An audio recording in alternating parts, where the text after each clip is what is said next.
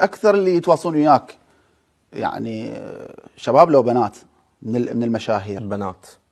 بنات. نعم، من اعلاميات، من شاعرات، من بلوجرات اغلبهن.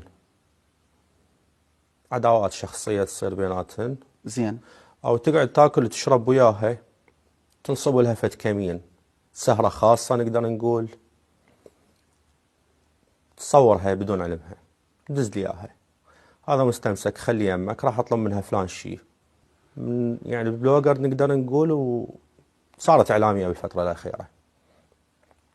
فدخلت حكيت وياها، قالت لي بالعكس انا اريدك تنشرن حتى يصعد سوقي اكثر. اوف. اي والله.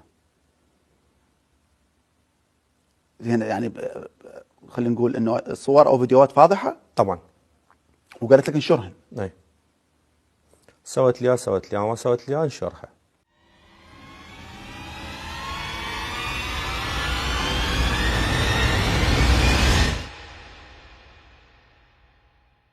عرفتني على بنية شوية ضخمة طويلة اسمها عسل القيسي، على أساس إعلامية، وعبالي ممكن تشوف لي شغلة وتساعدني. طبعا عسل قامت تلتقي بينا وبدت تاخذنا طبات طلعات صارت بيناتنا، وشوية شوية عودتنا على الشرب، والشرب طبعا جر كريستال.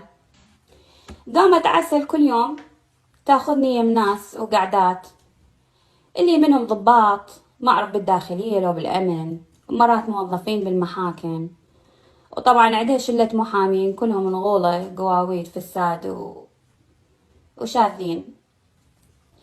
النوب طلعت عندها مجموعة بنات هي ودينا وكم وحدة ثانية وياهم، يشتغلن يوقعن ضباط وشخصيات بالدولة، وطلعت تسوي وياهم صفقات، يعني بين قوسين تقط بيهم دفاتر، واحنا البنات اللي تاخذنا تقود علينا وياهم.